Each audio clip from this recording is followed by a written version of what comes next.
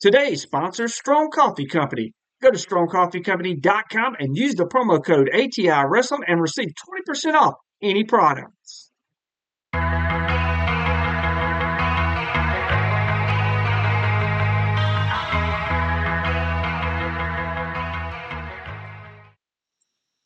So what's been going on with you, man? I mean, there's a lot of stuff been going on the last few months. You want to fill us in?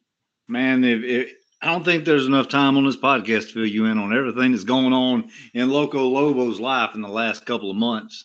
It's been crazy, hectic, and something I didn't expect to happen, to be quite honest with you. SWA got turned upside down basically on its head. I'm sure you've heard by now. Everybody else has heard. I mean, it's Loco Lobo has turned his back on the rebellion. That's the way they keep playing this, is that I'm the bad guy now. In reality, I've finally figured out maybe that where my loyalties lie are not in the right spot for Loco Lobo. Let me just say it like that. I want to just say this, man. I hear Monty Warbucks, the general manager of SWA, talking about this Saturday night. The stakes have been raised. It's Ben Wood versus Barry Wolf in a loser leaves town forever match, and I'm just like, what? Yeah, that's look. Let me tell you how surprised I was. I got this news 2 nights before that show. You know how hard it is to prepare for a normal match, to get your mind right for a fight. You get things figured out. You get right with the good Lord above and everything else. That's a normal show. And then you get told 48 hours before the next event, hey, this is going to be a loser leaves town. That changes everything. That changes somebody's complete mindset. And I didn't know how to go about that. But I had one agenda. And I had to put myself first because, I mean, hey, you can't go out there and not leave it all in the ring. And I'm going to tell you that match, I've been doing this a long time. I'm not going to say I'm an old man because that's ridiculous. Of course, you're not. I guess I'm an old man. But I was hurting. This match took more out of me than the last 21 years has. That's how brutal it was. I mean, black eye, I tore something in my neck that still from here to here, I can't turn a certain way. And that's what they wanted. Basically, when you take 2 grown men and you say, hey, hash it out, middle of the ring, there can only be one. You're not going to come out of there smelling like roses. And I did not. Neither did Ben Woods.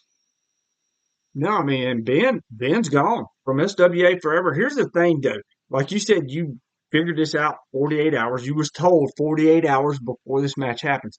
How do you mentally prepare for this? Because, I mean, like, you know that, like you said, a normal wrestling match is you already got to get mentally prepared. But now you got the stakes raised, and it's just hard to get mentally prepared for that. I mean, I just don't understand.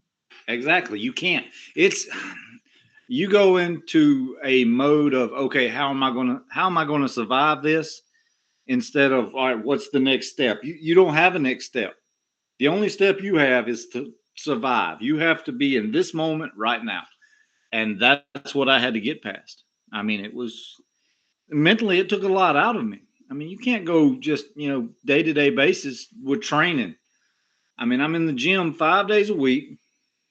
I'm on the roads Friday, Saturday, sometimes Sunday, and all that went out the window. This was straight up, all right, we got to get ready for this and this alone.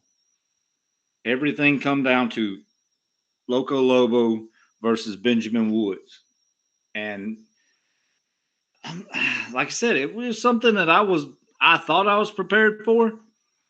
But at the end of the night, when I left that building right there in Myrick, I didn't know if that was the Loco Lobo I wanted to be, but that was the Loco Lobo I had to be. Well, the thing is, too, and you wasn't taking on a slouch. You're taking on a veteran in Ben Woods. Look, myself and Benjamin Woods come to the agreement with the rebellion because it's 2 like minds. I mean, and I'm not going to compare myself to Ben because Benjamin Woods is up here. Man's been in OVW. Man's been all over the world. He's been in movies. He's been in music videos. He's been a mogul in the entertainment business alone, not only wrestling. I mean, he was trained by Jim Cornette And and Danny others in Davis. OVW. And Danny Davis too. Danny Davis, right there. I mean, you can't sit there and say this man's a slouch or this man. No, this was a very large individual who knew exactly how to do things and how to pick apart his opponents. And that's what I get told for the last couple of years. Loco Lobo Barry Wolf, you don't go in there and just wrestle a match. You go in there and you have a plan. You go after one part and you dive into that. And that's how Benjamin Woods. His whole mindset was he could take out anybody. There was nobody he could not beat. Well, here's the thing too. Like Benjamin Woods is unhinged already. So when Exactly. he got this news, it probably didn't affect him one way or another No. because he was already mindset going in there to destroy and take over. Look, I've been in the belly of the beast. Anybody that hangs out with Antonio Bronson, and I don't know if you know Bronson. Oh, I know Bronson very well. Bronson's right there on the end of Canal Street and just crazy. Here's the thing about it is I see Bronson sometimes wandering around, and you know what's the hardest thing about losing your mind? What's that? It's trying to find it again. Oh, And I well, think that's what Bronson's doing when I see him walking around.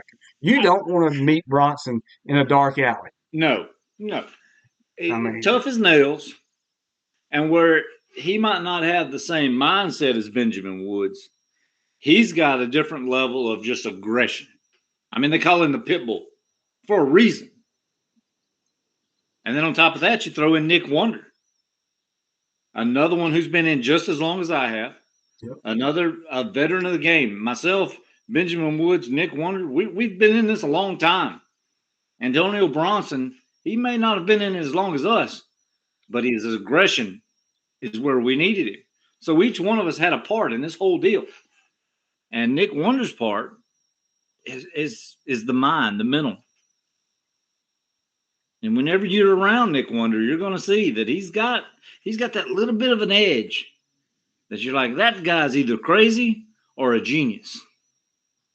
And that's why the rebellion worked so well. But when it got to the point, and I don't want to skip ahead of whatever this is going to lead to, but let me just put this out there because a lot of people don't know this. When they decided to kick me out of the rebellion, I was done. Before that happened, that night in Sharon, Mississippi, I was leaving. I had taken the boots off. I was good with 21 years in this business, and I was ready to go to the house.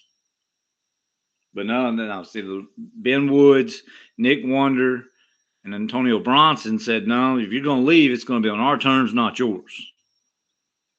And at that moment, when they sent Samson Richards out there, along with them, and all four of them pummeled me in the ground in Sharon, I knew right then, right there, that I was going to have to pick something else because I'm not going out like that. Not after this long. I'm sorry. 21 years is too long in this business to just bow down and just let somebody beat me down in the middle of Sharon, Mississippi. well, I agree, and that does bring us to the point. Recipe for disaster. Not only was your career on the line, we'll just say loser leaves town. Everything was on the line that night, but also a shot at the SWA Southern Heavyweight Championship, which you held for such a very long time, a very prestigious champion. And Saturday night, you get Big Samson Richards in the ring for that shot. Here's the thing, you talked about Ben Woods. We talked about him being the vet. We talked about how great he was. He's been all over the world.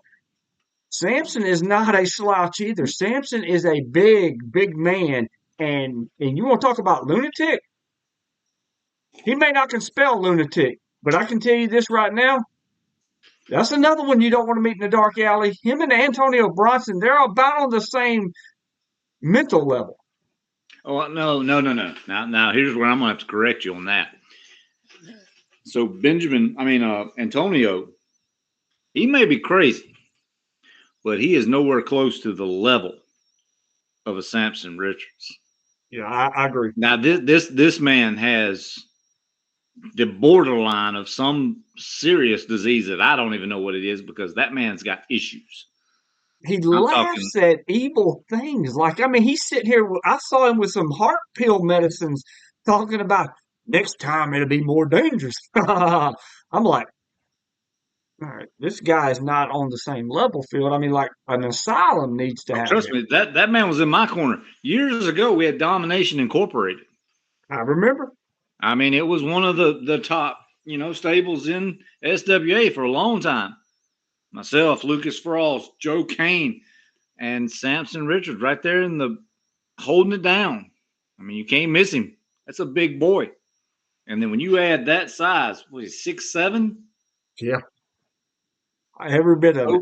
Over 340 pounds. I don't know exact weight because you don't just ask somebody that big, how big a boy are you? I Yeah. mean, Yeah, you're not Roy D. Mercer. no, I'm not Roy D. Mercer. If he wants to roll around, he wants to tussle.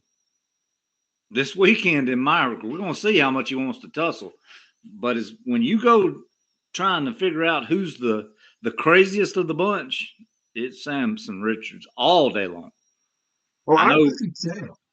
Yeah, no, there's just I've been around some weird people. I've been here a long time. I have seen and been around the strangest of the strange. I've been around the Rainbow Warrior. I don't know if Oh, you yeah. remember the Rainbow Warrior. Yes, yes. As a matter of fact, I just saw him about 2 weeks ago, and he got inducted into the Battle Zone Hall of Fame. Tag team champions with myself for almost 2 years in Poplarville, Mississippi for another organization. Barry Wolf and the Rainbow Warrior. Weirdest combination I've That ever been a that part is of. the weirdest. And I thought he was crazy until I met Samson Richards. I've watched Samson Richards sit outside of an arena with those big dumpsters. You ever seen those? I mean, you know what I'm talking Yeah, about, those yeah, big yeah. industrial dumpsters.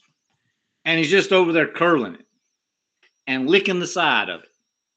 And I'm like, what are you doing?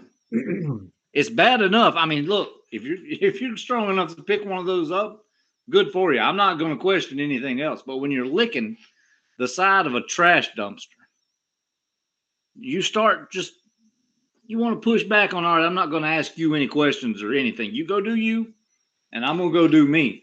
As long as you've got my back. Well, now he doesn't have my back. So now I'm a little bit worried. But at the same time, I'm thinking it's another one of those do or die well, weekends.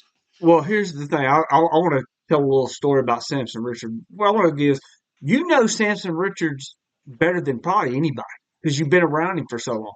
Yes. And we'll get into that in just a second. But I'll tell you a story that I tried to meet Samson Richards one time. It was a long time ago, and I was walking up to him. I saw him outside because you know the brilliant one gets around. It was during the time that I was managing Delicious Van Vicious, and I was gonna go. I saw him out back. I'm like, oh, it's Samson Richards. Let me go talk to him. Maybe give him a card, you know, whatever. And as I was walking closer, I heard him talking to somebody. And the closer I got, there was nobody around. He was just talking. Yeah. I didn't realize what he was doing. I mean, Exactly. and I was like, I just turned around and walked away. I excused myself because I did not want to get up in the middle of that. Yeah. And I mean, and that's daily. That is daily with that man. And look, that makes him dangerous Yeah. because you don't know which one's going to show up.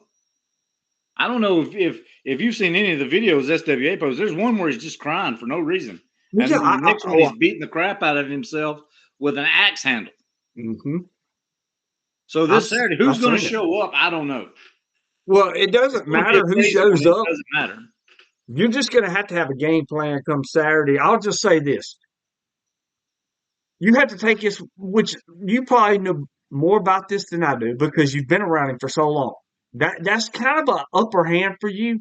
Now, I'm not saying that that's enough, but what I'm saying is you know how he thinks a little bit. Well, Yeah, well, how he so, thinks or how he doesn't think. I mean, I yeah, got where yeah, you're how going he with this. doesn't think, but it's still just a tall task. Oh, exactly. I mean, look, he is the SWA Southern Heavyweight Champion. He is. Yep. And I know his theory was, well, I haven't beaten you. And he's talking about me. Everybody says you got to beat Barry Wolf, the Loco Lobo. If you want to be a true champion, you can't until you have beaten me. And that's what they say. That's not what I say. I say, look, I am what I am. They can call me the old gunslinger. They can call me Loco Lobo. They got 1,000 different nicknames for me out on the internet. I don't care about any of them. As long as they're still talking about me, that's all that matters. Exactly. Now, exactly. Samson, on the other hand, I'm not sure Samson understands exactly what's coming this Saturday night. Because he's been begging for this for months, and he didn't know it. For the last, I would almost say 9 months, he's been saying he wants a challenge. He wants a challenge. Nobody's going to answer his challenge. This Saturday night in Myrick, or at Northeast, excuse me, Loco Lobo is going to answer that challenge. And I really do hope that he brings every single thing he's got. I don't want him holding back because, like I said, I don't know which one's going to show up. I don't want the sad sap Samson. I don't want the one crying. I don't want the one that's licking the trash can. I want all of them. Roll every single one of them up into one person and show up at Northeast. Walk out to that ring and stand toe-to-toe with me. Look, Loco Lobo's 6'1". Samson is 6'7". That's about as close as we're going to get is toe-to-toe because he's going to be a foot taller than me. I know he's stronger than me. I've seen that. I can't pick up a dumpster. He is. I can't pick up a dumpster. I'm sorry. I go to the gym every day. 315 is my max. I'm not ashamed of that. But it's not whatever a dumpster is. Well, have you ever seen him lift the ring with his legs? Yes. Yes, I have. I've seen that man. Let's see. Let's go back in time. It was almost this time last year. We were in a show. We have a show every year for SWA out in Southwest Community College. Yep. We're way almost in Louisiana out there. Oh, I know. Doc Gracie super kicked me there one night. Exactly. You were there with those pink little shoes with the spikes on them. You making fun of me? No, I'm using you a character reference that I remember. That's how stuff goes in. When you get old, sometimes you got to start just linking things together. And your little pink shoes with the spikes on them is what sticks out for that show. Calm down. Anyway, we had what? I know this wasn't the show that you was on, though. You were on the other one. You were on there 3 years ago, right? 2. It was 2. So we didn't go last year. You were on the one last year. Okay, so we're 3 years back. Samson is under the ring. I show up at 4:15 in the afternoon. Nobody else is there except for security on campus and the guy that opens the back door. Samson's in the ring under it, sleeping. I said, "Where's everybody at?" Security guard goes and just points. And I'm like, "What?" I peep my head under the ring, and he just turns and looks at me and then takes his legs, like you said, and presses up the ring. And I'm like, what's going on here? Why are you under the ring? And then why? He said, I don't know. It just seemed the best place for my personality to be under here in the dark. See, that's what I'm talking about. That's kind of crazy. How are you going to say that while you're lifting a wrestling ring with your legs? And he didn't even look like he was lifting it the way he was talking, did he? No. It was in mid-pause. Yep. Legs extended. You don't extend your knees when you're pressing weights in the gym. Yet he's just sitting there, calm as a bell, looking. I don't think people understand Samson Richards. And I really hope they start to learn that he is unstable. He is dangerous. I understand a lot of people say, look, how is he champion? He's champion because he is crazy. He is strong. and no one And has doesn't been care about able. destruction. He will destroy anything in his path. Exactly. How many times have you ever seen him on his back Not when he's me. not laying down himself? Exactly. Exactly. That's the only time. I've seen one person, one, almost knock him down. And if the ropes wouldn't have been there, he might have failed. But I've seen him get knocked into the ropes. But I'm saying too much because I don't want. I don't know if he watches this stuff. I got a plan. I got a Do plan for you, this Saturday. do you think if he watched this, do you think he could comprehend it anyway? I mean, in honesty, Probably not. I mean, we're talking about the brute strength that he has. There's no doubt. Like he is one of the strongest, if not the strongest, in the area around here.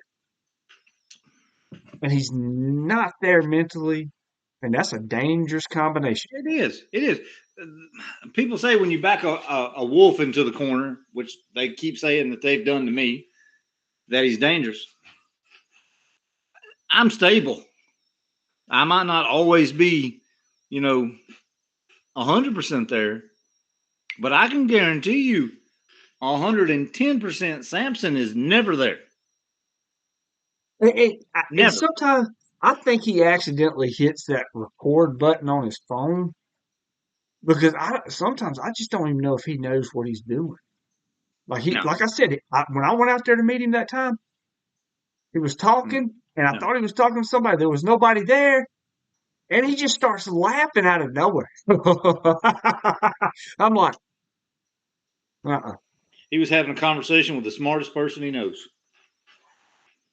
That's what that was. So I mean, just look at it that way. I don't know how else to explain it.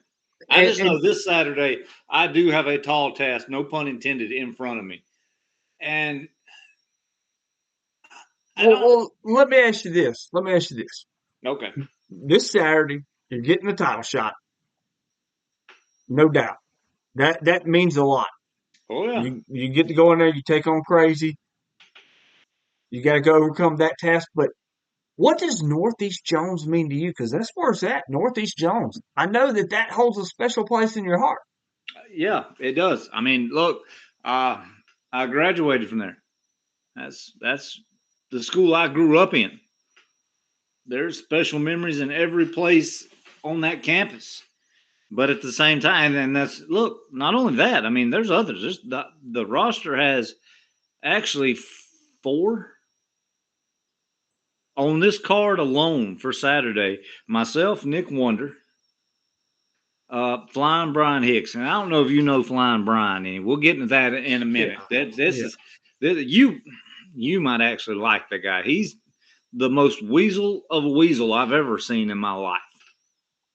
Have you ever seen the little Dawn commercial where it's got the duck with all the oil on it? Oh Picture yeah, that. yeah. Picture that as a weasel, and that's how greasy and oily this poor kid is. And he thinks he's the gift to all gab. He's from East. Uh, Oh, Rep Obama. Ref Obama. That's another one. The principal, from what I understand, Coach White, and I can't understand that. They call him Coach White. He's a principal, but he doesn't coach any of it. But he is the principal, acting principal at Northeast right now. And let me share this. I don't know if you've heard some of the other videos I've posted. So the kids, the students of Northeast Jones High School, have gone out and they have one of these little TikToks, and they're like, "Look, coach, what do we got to do, to get, let's make a deal." Like all kids do, they want to manipulate him, and they did. And he said, "Look, I want 850 people in that building Saturday night." And they said, "Well, if we get that, we got to get something out of the deal because that's how kids are nowadays. They all think they deserve everything. Yeah, they're entitled. They're entitled." So the coach was like, "Sure, take a poll." So they take a poll the next day on TikTok and they're like, "Hey, we'll slime him if we get 850 people in the building." One was a pie to the face. And then one of them said, "Hey, how about we just pour pickle juice on your head?" And I was like, "Pickle juice? If you're going to pour pickle juice, why don't you just go rent one of the Dunkin' booths down at the Oh, rental in town and fill it with pickle juice and then dunk them in that?" I was just putting the suggestion out there. The next day, I'm not saying the vote was rigged, but the next day the results were 39% to 38% for dunking him in the booth out of nowhere. It just came out of nowhere and was the winner. So Oh now man. 850 people get in that building. This man's gonna get dunked in pickle juice.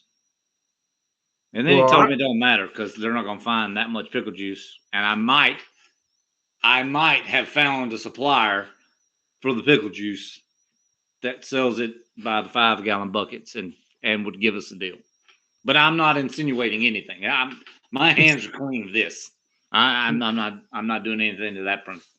well, that would be incredible. I'd love to see that myself. And you talking about Flying Brian? We're gonna get to him in just a second. You said I might like him.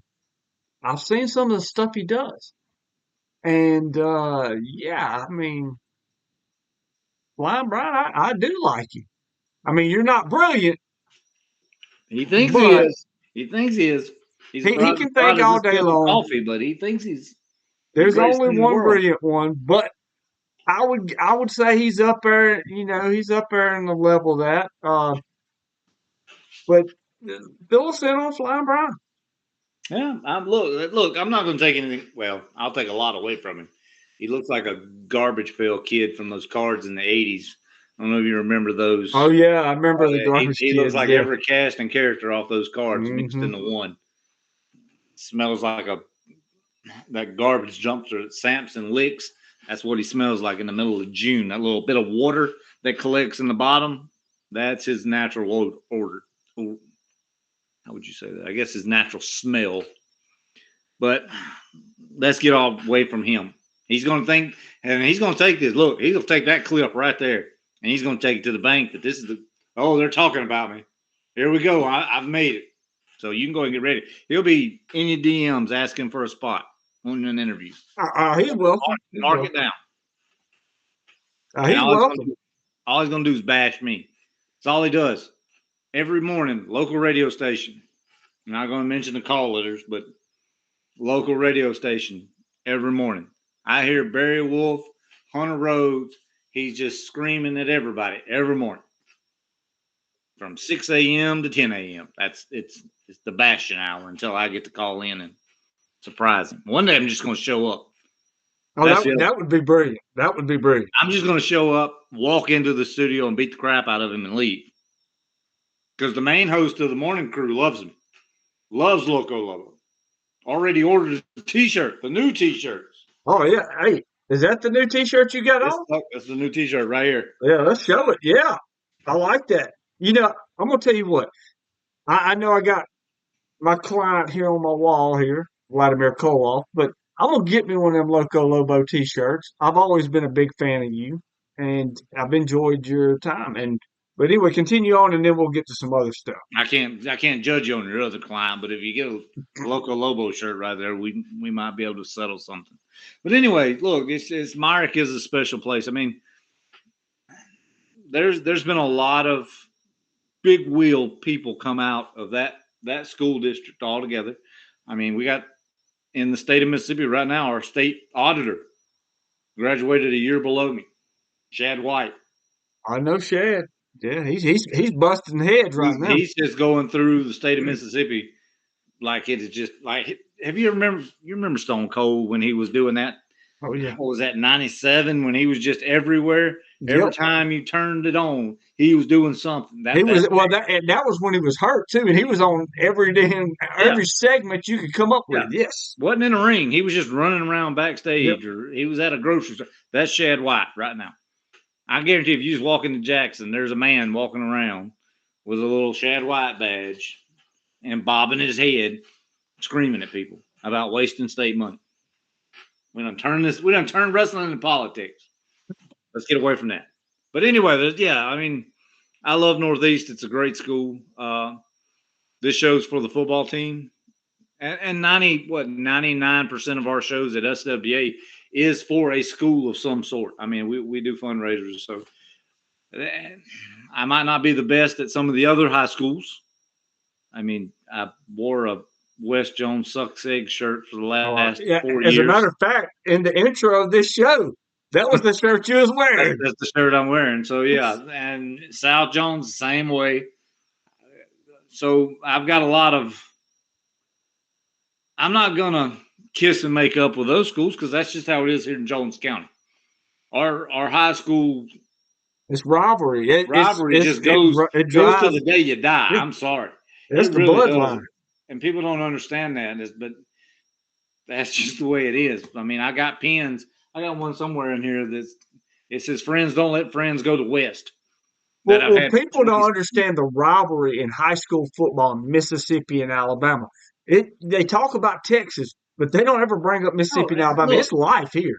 Texas does. I've had a taste of Texas high school football, and it's great. Yeah, Don't look, they grow athletes in the state of Texas. I will never take anything away from them, but they don't have a rivalry. They have athletes, and they have like the Midland game and the Midland team against uh, Odessa. Odessa and I can't remember the other one. But I mean, there's teams that are huge. They're big kids. They're athletic. They go to D1 schools all the time. But when you can, and it's just like professional wrestling if you think about it. If you've got an entire roster that hates another roster to the point to where the fans hate each other and they show up, you've got an entire night of entertainment because it's just yeah going back and forth. Yep. And the same, but they don't have that in Texas. They may have the big guys, they may have some athletic guys, but they don't have that fan interaction like we do around here and in Alabama. Yep. And Tennessee's starting to get that way. Oh I'm yeah. starting to notice East Tennessee and West Tennessee. And let me tell you, if you some crazy mountain people on some Mountain Dew, they're out there. Oh yeah. They're learning the ways of the rest of us. I guess I don't know Florida. I haven't seen any Well, Florida. Florida's kind of like Texas. You know, they got the big boys, they got the big schools. I just don't know if they got that. Now, maybe up in North Florida, Yeah, well, South Florida's got all the private ones. yeah, So that's they where got you all the get those private. private Yes. where they go buy the kids, bring Yeah, them down, and then let them play till they're 28 30. for some reason, and Mhm. then they get a D1 scholarship at 30 years old. Yeah, But I don't I know. mean, it just hits different in the South. It Football does. in general, it just hits in the South. And Mississippi, Friday nights is just like Texas. You know, everybody's at the ball field. I Oh mean, yeah. that's just the way it is. Now that we talked a little bit about football, kind of want to get a little bit back on track because I this is not going to be the last time I hope to have you on here, I know. Look, Loco. we'll bounce all over the world. I can talk about anything. You screwed up by putting me on here because we'll talk about whatever you want to, son. I got Well, I'm enough glad. coffee to last me 2 hours, so you go ahead. All right, Whatever hey, you want to talk about. let's get it started then. How about this? What year was your official first match? My first official match was April 2003 because in April of 2002 I was trying out for arena football and ended up tearing my knee and my ankle at tryout day one. So a year from that, I made my pro wrestling debut. Arena football. Wait a minute, Arena wait a minute. football. Which team was it you was trying out for? The Tupelo Fire Ants. Oh, that's I a don't know good if one. you remember that. I do remember the Fire Ants. I never went to a game, but I do remember, vaguely remember that and the New Orleans Voodoo as well. Yep. Well, see the Tupelo had the Fire Ants and the Tupelo T Rexes were the hockey team, which I never knew they had a Oh hockey my team, but it was gosh. owned by I the didn't know same man. Tupelo had a hockey team. Oh yeah. Wow. But so I end up getting hurt, and in arena football, the way it was explained to me is you have to play both sides of the ball, and if Okay. you don't play both sides of the ball, you're not going to make the team. So I was like, all right, well, I'm going back to college. I was already in school. I went up there for the weekend for that, come back hurt, limping, and then met somebody and was like, hey, got a wrestling school in the next county over. You'd be interested? I was like, yes, I would. Matter of fact, I said, let me heal and get cleared, and then we're all in. And I want to say that was April. I got hurt. By June, I was training. Wow. Like, I can remember. I don't remember what year it was the first time I ever saw you, but I've always been a fan of yours. Followed you for a long time. You said 2003. Let's say you remember who your first opponent was. Actually, I do. It was a tag match. It was myself and Aaron Bradley versus Nikolai Volkov, and I can't remember the other Russian name, but they were a tag team called the Mad Russians. It was in Buckatona, Mississippi. Oh my gosh. That's like 40 minutes away from me. It's about what, 15, 20 minutes from Waynesboro, right? Yep, So, down south, right before you get into the Alabama, the state line. yeah. Uh, Nikolai Volkov, though. Yes. All right. So, your first match was against pretty much a legend. And, No, not a legend. Not a legend. You would think that.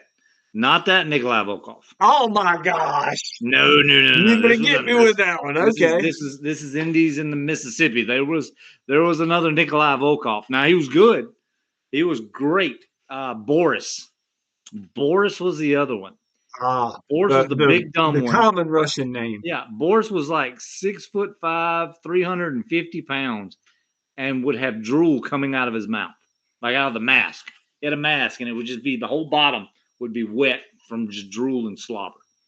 But the Nikolai was the athlete of the bunch, but the first match, and we got defeated by the Mad Russians. Wow. What a night, I'm sure. What a Well, night. it was interesting for me. Now you said it was in Buckatona. In Buckatona, Mississippi. Where at in Buckatona was it? There was I'm trying to remember the company now. I want to say it was SPW. And there's a fire department right on the side of Highway 45. Yep. I know exactly where you're talking about. It had 3 bays in it, and it would hold right at 150, 200 people. Yep.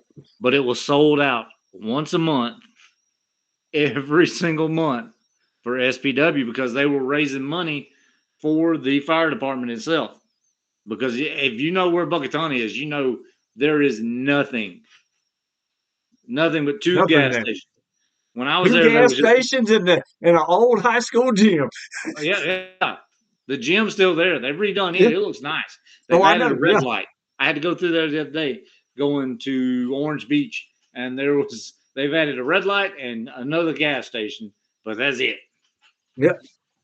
There's nothing there. I mean, you go down the road a little bit and you got a fish camp, Jordan's Fish Camp. Yep. They got some pretty good food. I'll tell you that cheese dip they got down there that you can dip the hush puppies in. Yeah. Well, see, I didn't like it as much. Now, let me tell you what I did like. I don't know if you ever had Miss Kitty's. Oh yes, I have. Miss Kitty's had the better cheese dip and hush puppies. But man, you gotta love. I never even thought of that combination until I saw that, and I was just like, man, this is great. Nacho cheese goes on everything. I'm sorry. Yeah, it does. It does. Nacho cheese. Cheese goes on anything anyway. Oh yeah. But that was my first match, and actually the second match was in Fruitdale, Alabama. I know where Fruitdale is. It's not too far from Buckatona. It's about what, exactly. 45? That's that, huh? About 30 or 45 minutes? It's maybe not even. It's not even about that. 20. Yeah. You gotta go through you gotta go through the woods, and that's it makes it feel like 45 minutes when you're going. These kids nowadays, and I hate to say that term because that makes me feel real old, but they don't understand when they're going to shows, and they're like, "Oh, my GPS is telling me to go over here."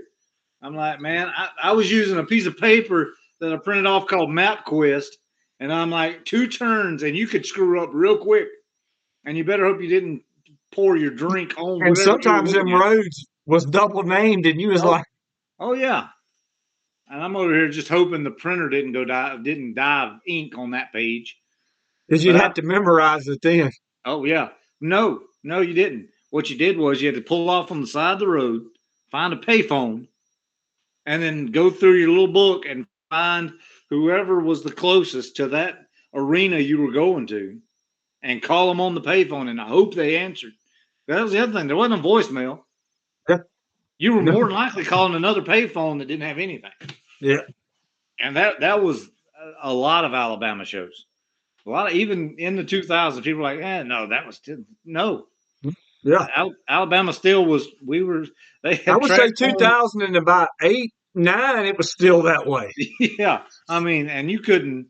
The closer you get to Mobile, you're going to get lost. Even the MapQuest didn't know how to get around there to certain schools Well, and buildings. when you went through Central, like on the other side of Central, between Central and Mobile, they had names for towns. And I grew up in Mobile, so you got look, they had names for towns that you're like that you go through Oh, 20 oh yeah. names before you get to Mobile. And the bad thing about that, I'll say this. There was, and I'm sorry, I don't mean to offend nobody because I know you can't say certain crap nowadays. But You can say whatever you want on here. the we considered the town, and you might know what I'm saying when I say this, the Fat Doctor. Oh yeah. So there was one town on 45 that everybody went because they wanted to lose weight. They would stop in this little town, and that was Central. Yep. All they had in it was a gas station and awards and the Fat Doctor. And that's what the directions I got one day was, oh, go down there to the Fat Doctor. And when you get to his office, take a left, and there's a gas station right there. Then you get back on 45 and go wherever you're going. And I was like, yeah, I'm still in Alabama. Exactly. And speaking of Alabama, let's just bring up one of the guys who ran not too far from there. I can't remember the town. It's right on the tip of my tongue, but Mountain Man, Yeah. Richard Bailey, used to run through there. What's your? Because I know you've been up and down the roads with Mountain Man and been around him. What's your thoughts on Mountain Man? Oh, I loved Mountain Man. Richard, the first time I ever met Richard, and again, this was probably 2000. It was shortly after. It'd been 2005, and we were somewhere in Mobile. And I pulled up to a show, and there he was sitting on a picnic table outside. Looked nothing like the Mountain Man that I knew, because I'm used to seeing Mountain Man in his Mountain Man wardrobe. This night he was not in Mountain Man wardrobe and was giving me crap, and I was about, look, I'm about to punch this guy, and then I finally realized, like, oh, he had glasses on about like yours, the ones you're wearing right now. They were a little bit had a little bit more rose color in them, but for some reason it was like he was Clark Kent with those sunglasses and those clothes. He looked nothing like Mountain Man, and that night we ended up tagging against General Payne and somebody else. And I remember in that match, he taught me a lot, because at that time when I first met Mountain Man, he would sit down and he would tell you everything that you did wrong. And nowadays people don't like that. I'm like, look, No, they can't be critiqued. They get butt hurt. if you see me doing something, tell me. And especially him, he's sitting right there in my corner. He's watching everything I'm doing, and he's gonna tell me how to be better. And I'm all for that. Yeah, look. Tell me if I'm doing something bad, tell me. Yep. I'm all for it. But Mountain Man was one of the most interesting characters I've met in Alabama. God bless his soul, because he was a great one. That I truly miss him. No, I mean, I think we all do. You know, first time I met Mountain Man, and we were talking, and I don't know if he ever did this to you, but he made sure I watched his match with Sid Vicious back in '91 WCW Saturday Night. He'd mention it. He would mention it a time or two every time he saw it. He was He proud of was, it, and I understand that. Be yeah, proud. well, Have some. he was, but I'm gonna just say this: I watched it, and I'm just sitting here going, you know how big Mountain Man was. I know. And he's taking on Sid Vicious, and he was moving like a cruiserweight. I looked at him, I said, Richard, I didn't know you could move like that. Oh You yeah. know, he was agile back in the day. Oh And yeah, old Mountain Man had that Slick Rick vibe to him. He could move and yep, groove. He could go. oh yeah, and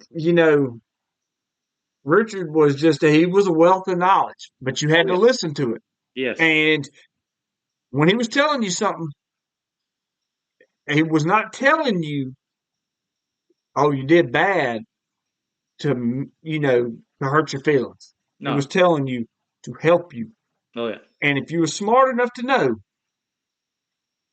you took Oh the yeah. critique and went on. Yep. And you went on about your business. That was the thing. I remember. We won't go down that path, but I agree. He would be one of those that more people would learn after being with him in about 10 minutes. Most of them would probably learn if they've never met him. I mean, he would give everybody something. He'd give a pearl to everybody he Yep. met, whether they wanted it or not. He was going to tell you what he thought. And he didn't care whether you liked it or not. But the problem was with people was a lot of people get butthurt. They can't take Oh being yeah, critiqued. And here's the thing: if you can't take being critiqued, because I enjoy feedback, oh yeah, I want to know if I did something wrong. yeah, But if you can't take critique, you're never going to better yourself. You're always going to think you're better than what you really are. oh yeah, And it's that entitlement kind of deal. Like we were talking, the kids feel like they have to get something, they're oh yeah. entitled to it. But with Richard, he always gave a gem out and or pearl, as you said, and you had to take it. As you got into your career, did you ever wrestle with Parker, Tommy Parker, and TCW? I think it was because they Uh, came through Meridian a couple times. no, I didn't. Now they ran with. I know you're talking about the one of their main guys was just the or is the AIWF Mid South champion right now in Tennessee in Dyersburg, and he ran with them a lot, Yeah. but I never did. That was a if you go back and look at the actual roster, the cards for those shows, that was a pretty stacked card. Oh yeah, you back when they used to come through Meridian, they had Tarver who was on NXT, Yep. back in the day. Oh yeah. Had Hacksaw Jim Duggan. I mean, they had all kinds of people coming in. Even Bobby Eaton. I met Bobby Eaton in Meridian, Mississippi at one of those shows, and he wasn't even wrestling at the time. He was just doing a signing. Just And I signing. remember Yeah. walking up to him, nice to meet you, shook my hand, signed some signed some autographs, and as I walked away, I looked down at my arm, my Rolex was gone. And Yep. he had already had it, so wasn't nothing I could prove at that point. But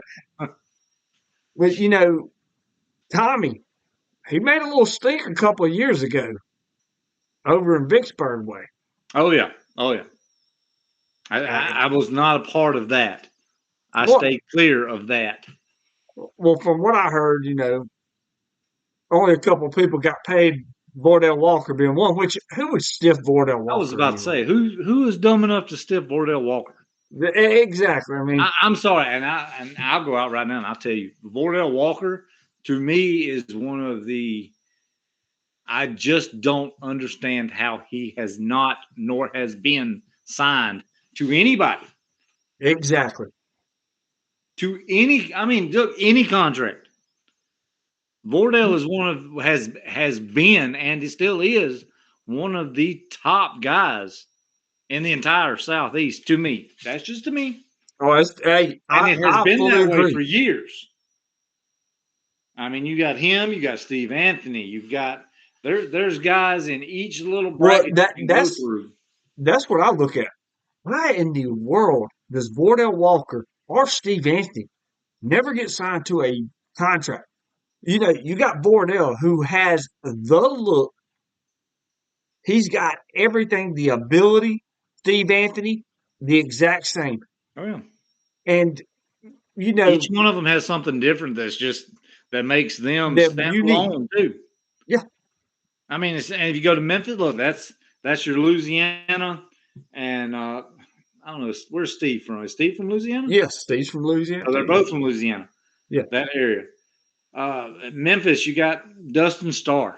Yep. Dustin Been had all over.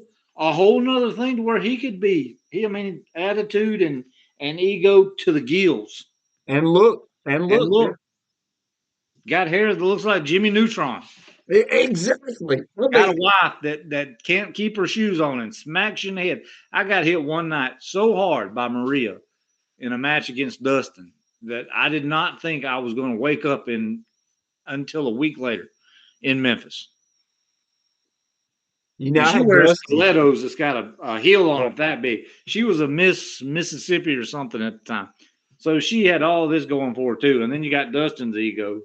And they were on top of the world. They couldn't be told anything, as the old folks like to say. You couldn't tell them nothing.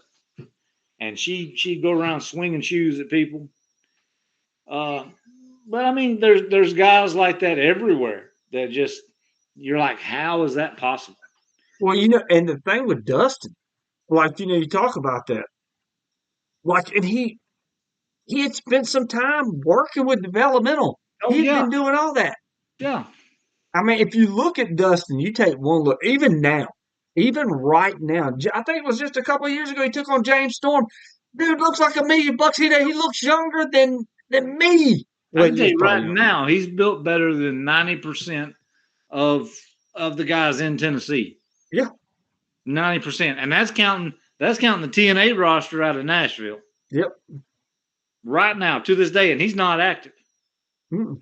I mean, he's running a company, but hey, the Well, man he you look keeps it at up. him take that shirt off, and he's got about a 6-pack. You're sitting there going, Yeah, he's got an 8-pack. "Yeah, 8-pack." Yeah. How you live in Memphis with that kind of barbecue and still have abs? I have yet to figure out. I mean, well, you smell good food and get fat Oh, there. I yeah, mean, I agree. uh, Pulled pork nachos are not from this planet. I don't understand that. Somebody's evil who created that, but yeah, and now they done showed up in high schools at concession stands in high schools, and you're just like oh yeah, top selling. You brought up, we talked about Steve Anthony, Bordell Walker. I love Bordell, love mm-hmm. Steve. Steve clotheslined me so hard one night. I forgot what state I was born in. Uh, it was over at BIW one night, yeah. and he clotheslined the hell out of me. Excuse my language there. He clotheslined me, sent me to another orbit. I'm not even going to get in the argument with Bordell. I wouldn't. I don't want to take a hit from Bordell. Steve was enough, but also the Prince of Pain, Joe Kane, Oh another yeah, guy oh that's yeah, been around. I mean, and Joe we'll and, is and we'll great. knock your block off. Yes, in a He can heartbeat. swing a mean right hook. I have been a victim to it. I can tell you. I know. And then you go over, and I mean, each state just has each of their own little pearls, Yep. and you wonder how is that possible? And when I broke in, I mean, and when I broke in, you had Steve Anthony, you had Vordell, you had Joe Kane. They were there, and I think that a lot of that, and I might be speaking out of turn when I say this, and I don't mean to, but a lot of people talk about when you get to a certain age, you need to start stepping down or leave. Let the younger guys have it. A lot of people forget that if you go back and you watch some of the 70s, 80s, and 90s, not just WWE, or I'm talking NWA and AWA, just all those before the territories left, your champions were all in their 30s, 40s, and 50s. And there's a reason for that. And Yep. now you look at these names we're talking about, and I don't know their exact age, but I'm pretty sure if I had to guess, Joe, Bordell, Steve, they're all in their 30s, 40s. They're getting to that I goal. don't think any of them are in their 30s now, Barry. You're just being a little I'm being. generous there. Do you want to get punched in the mouth by No, them? no, I don't. That's Exactly. why I'm So on. you're the one that's saying it, not me. Yeah, I'm They, sorry. I take yeah. my. I See, take you're that. the one starting that. I'm trying to give them credit. You're over here just burying the whole bunch of us. But the point of that is there's a reason that even then, in the old school days, the people were older. It's because they had that knowledge of all these years. They had that pearl. and I keep saying Pearl, but I mean it's true. Yeah, I I mean, mean, it really is. Jerry Lawler. Look at his career Look when at he got Jerry to. Lawler now. He still don't look like he's aged much. No, but if you look at those ages of 30, 40 to 50s, that Hmm. was his Yep. primes. That's just, I don't know.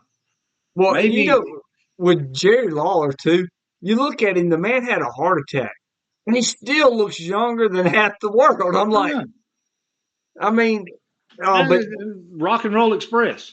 yep, Look at been Robert in, Gibson. I mean, Robert's old, and then Robert, I don't mean nothing by that. You know, I don't mean nothing by that, but man can still go like it's well, 1974. yeah, Robert and Ricky. Yeah, And you was in a match yeah, uh, with them, so and I was there. But the thing is, like, you look at Joe Kane and how fit, how much he works, and then all this delicious meat he grills, and you're just sitting here yeah. thinking, how does he look like this and all this delicious meat that just, That's that carnivore diet. I mean, he's got it figured out. yeah, he loves that. He's Yeah, that, or either he has found the fountain of youth down you, in yeah, Louisiana. And I don't know yeah, which canal it's in, but he's obviously taking a bath in it because he's figured out the something that we haven't. yep. And then you got Bordell, still looks great, still does Exactly. a backflip off the top rope. Vordell looks like he did back in 2003. Yeah, Right now, well, today, there is no difference. Either he's a time traveler or either he's just found that same. Maybe I need to go to Louisiana more.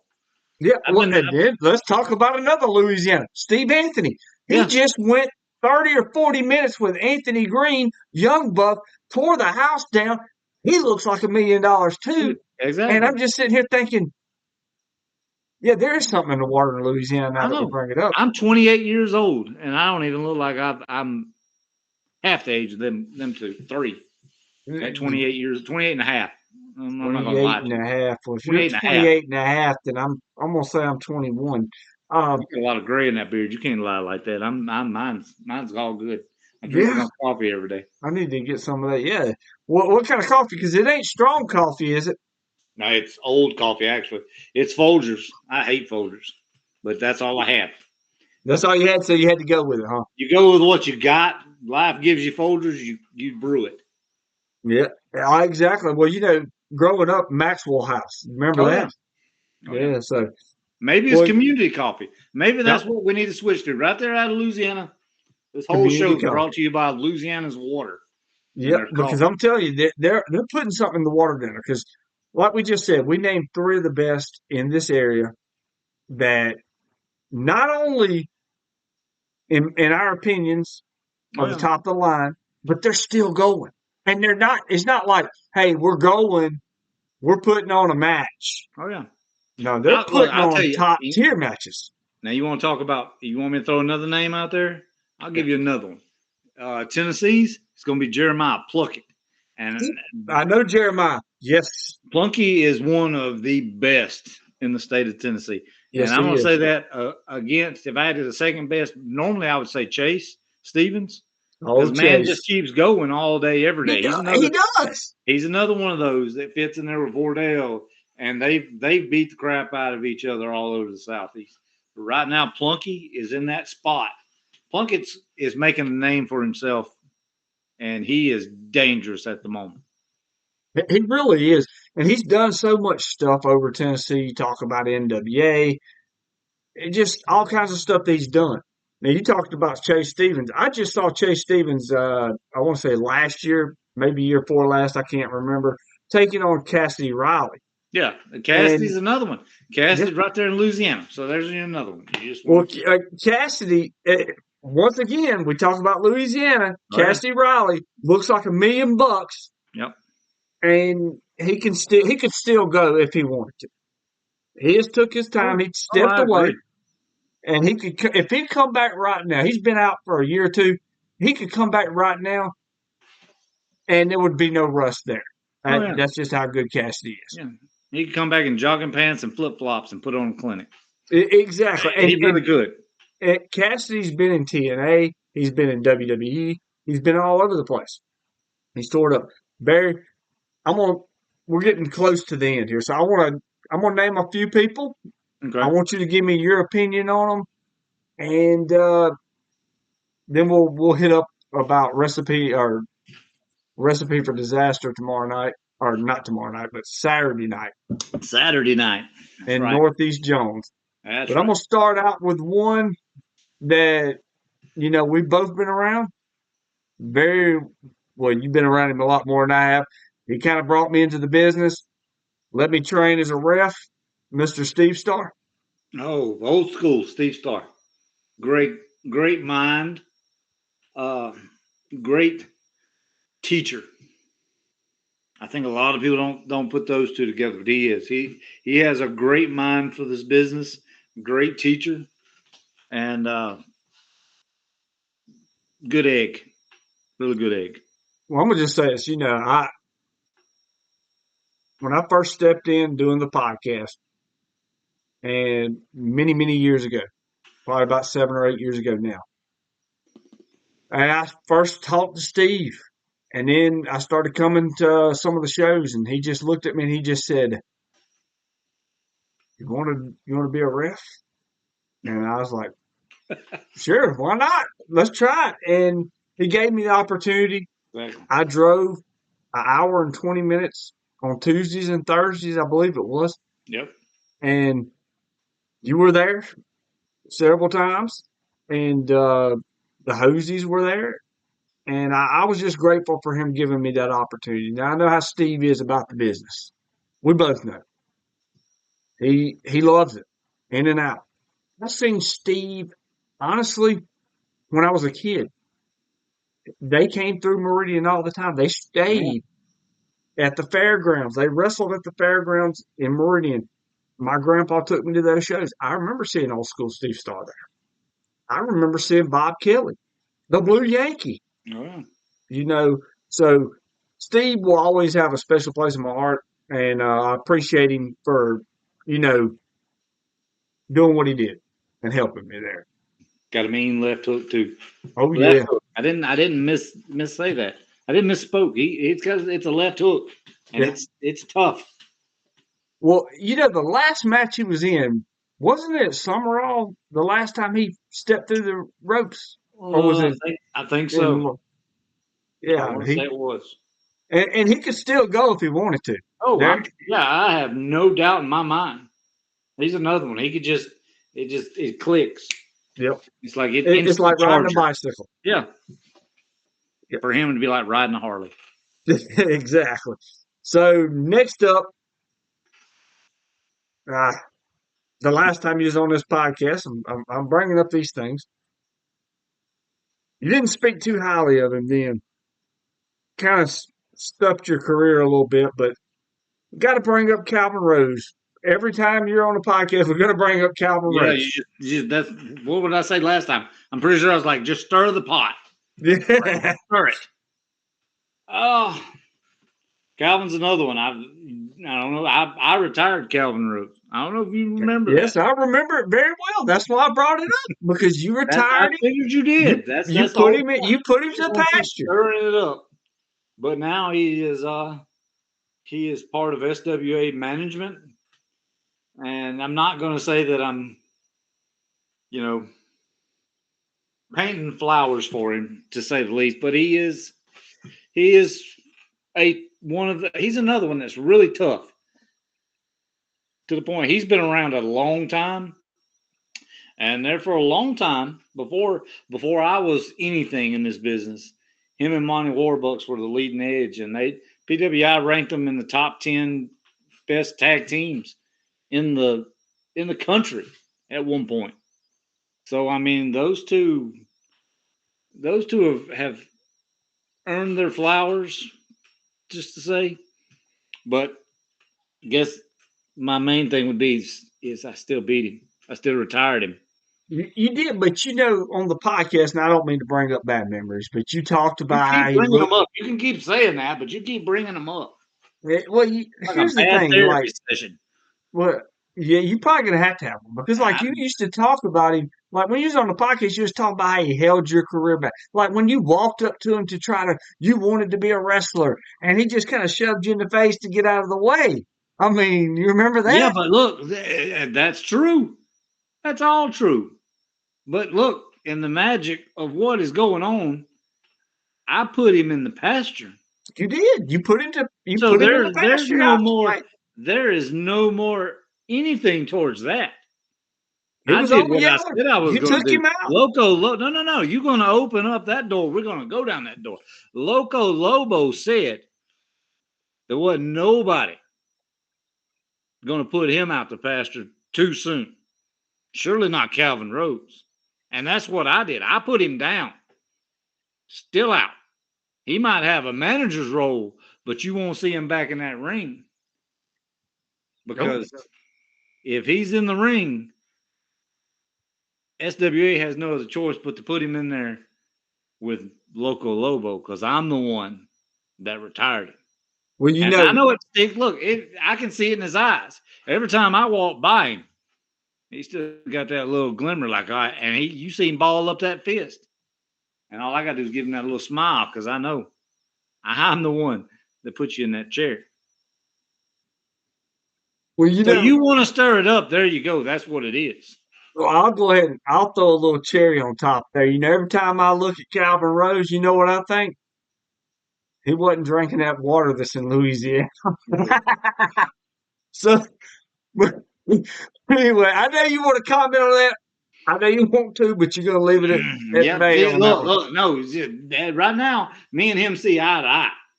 Yeah, I know. We have an That's why I had understanding. to throw that little cherry on top. So that's between you and him. So Oh, whenever that 6'4" fella comes after you, just remember, don't mention my name well, because I'm I sure you're wouldn't. gonna see this. I'm I sure he don't know watched if he. Bonnie. I don't know if he could. You know, he's watching because I don't know if he could hear the episode. But you know, that's on him. Maybe one day somebody will be able to Just translate keep it. digging, keep digging, But anyway, keep talking uh, about. You got to remember, Monty Warbucks. oh He, yeah, I they're forgot both about Monty. side by side, both of them. So you might get a booking.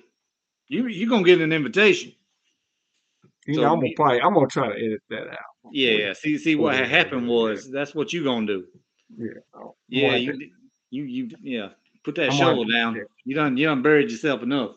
Get some more Yeah, coffee on that one. yeah. I may need to top edit, but for Barry, I'm gonna bring up one more thing, Go and ahead. then we'll get out. You know, you talk about a lot of the stuff you done, whiskey hangover. Let's hear it. Let's hear about your tag team partner, baby. Tag team partner. Because Ron you Horn. know, yeah, Ron Horn. I know, but you go way back. There's been a lot of memories there. We go way back like Cadillac seats, man. Yeah. Way back. Started off in what was then called SWA, but it was a different promotion altogether down in Poplarville. Started a tag team there. And for, I want to say the next 7, 8 years, we just ran the roads. I mean, we went up to Tennessee, worked for Gypsy Joe. Oh my God! Wait a minute. Is this the same Gypsy Joe? Same Gypsy Joe, the famous or infamous Gypsy Joe.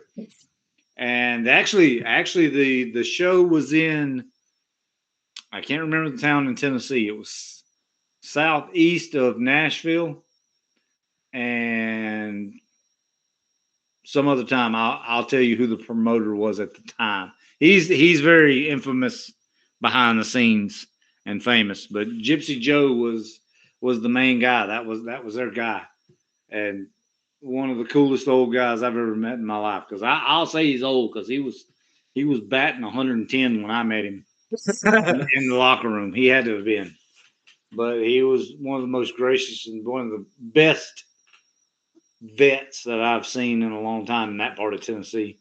Then we went to NWA Top Rope, worked Pappy and Psycho up there. I don't know if you ever got to see any of their matches back when they were a tag team. Uh, Crazy. About on that edge of Samson. One was right at 6'3", about 400 pounds. And the other one was 6 foot maybe. maybe 5'10", 300 pounds, and they were high flyers. They were they were crazy. They would do whatever it took. Great tag team. Tore the house down with them up there. That was a big Dutch Mantel at the time was the Old veteran. Dutch. He was the veteran over that company. And old Mister, he'd sit there and just look at you like this. He was looking at you like this. He was thinking something real mean to say to you and just wasn't saying it. So you knew just to walk off and mind your own business. But me and Ron ran the roads, Tennessee, Arkansas. He's had me in some little towns that had maybe 200 people in it, but yet the shows would end up drawing 600-700 in the middle of a pasture and an airfield at an airport in like Blytheville, Arkansas. That's right before you get to the Missouri line, and just we did TNA gut check as a tag team. We had our tryout with TNA through TNA. That was us as Whiskey Hangover there towards the end, and got to meet some good people there. That's where we met Chase Stevens for the first time. Actually met a whole lot of Texas, South Texas and East Texas talent that I'd never heard of, and just great guys. I mean, there were some guys from Canada there for the tryout in Baton Rouge, Louisiana, of all places. Never understood why Ron drugged me to Baton Rouge for a TNA tryout, but we went. We were invited, and yeah, spent a lot of time in Battle Zone, just kind of The keeping the weekly ring. battles on McGee, right? Oh yeah, Battle Zone and McGee. We were the longest reigning tag team champions, NWA tag team champions, the NWA Mississippi tag team champions, and pretty much anywhere we went, we were the tag team champions. SPW, SWA. The only place we wasn't Top Rope. We didn't. The Tennessee companies kind of shunned us a little bit up there because we wasn't. We were a little crazy. I don't know if you A knew Ron little. Horn. I was. We were the long haired, wild eyed boys, basically. I had hair down to here. Ron had hair down to here, and Remember, we were all over the place. But we Georgia, Tennessee. I don't think me and Ron went ever into Virginia. I did that somebody else, but we traveled well, and that was a great time for me because I got to learn I got to meet a lot of people that I needed to meet because, like I told you on the last time I was on this 200 years ago, when I was trained in Waynesboro with Jake Williams, but the real guy who I say trained me now that I've learned probably more than anything was Wade Garrett, the axe oh murderer. Wade, God, And you just brought up oh, you brought oh up an yeah, old name, just like a Chad Cheatham and stuff like oh that. yeah, and I'm still learning. I'll sit there and I'll pick anybody's brain I can whenever I see something that I've never heard or got to meet. And Chad Cheatham, Little Cheatham, I don't know if you know Little Cheatham. I don't know Little Cheatham. You don't know Little Cheatham, so see, there's a whole new world you can look into. There's Chad Cheatham, and then his little brother, Little Cheatham, and he was the mean one of the bunch. He was short. I know it's hard to believe that can't be any other man, but there's Little Cheatham. But yeah, Wade taught me everything. That's the Barry Wolf Loco Lobo you get now is everything I've learned from Wade Garrett over the years. And that's just a throwback. I'm gonna just say this. You know, I'm gonna peel that curtain just a little bit so you can peek over it. But anytime that I've ever done anything in wrestling, whether it be managing, refing, whatnot, there's always been that one person that I would always send stuff to or ask for ideas. And I'm just gonna say this: he's on he's on here right now. You've always been up front with me, and I've always appreciated that. Nah, well, I mean, you got to have somebody. Somebody's got to Yeah, watch your crap. If they don't, then what are you going to be putting out there, man? Exactly. I got to get that critiques, but I I agree. do think, And no problem. You keep sending it. I'll keep bashing it every day. yeah, I Somebody's love got it. to tell you.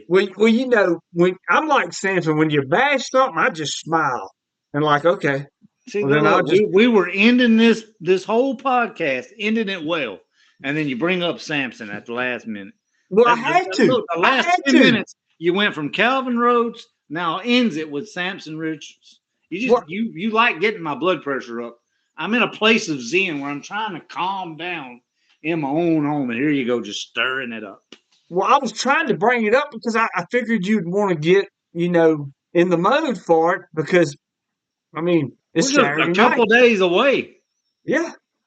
So, I'm in the mode. Trust me. I know what I got to do. What well, I you're got to going to want do to, is what I need to do. You ever heard that saying? oh, What I yeah. got to do is what I need to do, and that's going to end up being what I do. If that Well, I'm makes just any going to, sense to you. it makes all the sense in the world to me. As a matter of fact, Saturday night, Northeast Jones High School, Yep. Recipe for Disaster. You're not going to want to miss it. We're going to talk about South Jones coming up soon, but I don't want to take your mind off this No, Saturday night. It's let's a not skip big night. ahead too much. Yeah, it's a big night. SWA Heavyweight Championship on the line, Southern Heavyweight Championship on the line, which you've held, Oh yeah, prestigious title in the state of Mississippi and 3 times, all over the South. three, Three times. three Three times. times. So you're going to have a big night Saturday night. I hope they show up and show out. And if you want to get tickets, hey, message them on SWA because I'm going to tell you this right now. I'll just give you a little insight. If you don't get your tickets early for an SWA show, you're not going to have the best seats. You got Look, to get there early. there's not a bad seat. Now No, but let me tell you this though. yeah, If you don't go ahead and message SWA Promotions on Facebook now, this is what a lot of people are like. Wait till the day up. No, you can't wait till the day up. mm-mm. Normally, on an average, and I'll say this: a few weeks ago, the show in Myrick, the show ended at whatever time it was, 9 p.m. I think it was 9:02. They had already sold 110 tickets by 9:10 just through the Facebook page. They reserved that many. So go ahead. We're going. I mean, there's going to be some still available.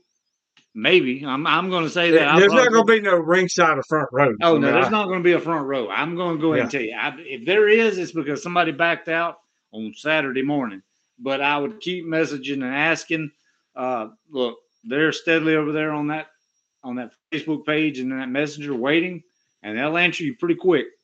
So I'm going to just tell you now, go ahead and just try to reserve them, pay for them at the door when you get there. But SWA, we average right at I'd say the least to be around 325, no, 350 I want to say in the last year is 462. 462. 460. It's a weird number because I can remember that, but it's about 460 to 462 average. So you try to put all those people in a gym or in what they call the activity centers now at some of these schools. You're gonna be in there with everybody you know, but you want to be on that front row. You better go ahead and hit up SWA Promotions now and see if Yeah, there's because anything left. their tickets fly off. I Oh mean, yeah, they're they're like quick. popcorn. They're They go gone. quick. Yeah, They go they're quick. faster than the concession stand. And that's not nothing new. That's been going on for years. Oh yeah. It, the SWA front row has always been a hard ticket, but I mean, if you can just get right there, That's my biggest complaint I yeah. hear from fans is how do I get a front row ticket faster? I'm like, yeah, man, it's the Wild West. It's Well, quick, here's the quick thing. before. Hey, you got to draw it out, man. Get it Do you quick. remember when WWE tickets would go on sale and you'd go online and you'd be in that waiting room, and as soon as the waiting room opened up, Oh the yeah. front rows were gone already. Oh yeah. It'd be sitting there spinning. You get that little cue, and then all of a sudden, boom, and the first 2 rows are gone. Yep. It's just like, and I'm sitting here on the third row, like, man, I wanted that front row. I wanted that seat. But, you know, Barry, I just want to appreciate you for coming on. Wish you nothing but the best tomorrow night, even though, I'm glad you got to see me. Yeah, well, I'm sure you are. See, I like that. I like that. Uh, but I'm just glad you got to come on and be a part of something brilliant. You know, it's not happening much in life now for you, Oh yeah, you keep on going. About as but you're about as bright as that stale coffee I'm drinking now. That's over an hour and a half old. So just keep yeah. stirring it, son. Keep stirring it. But no, Barry, thank you for coming, and hope to see you pretty soon. Yeah. As your new, it's been a while since I said this. Your new SWA Southern Heavyweight Champion, Loco Lobo. Next time I see you here.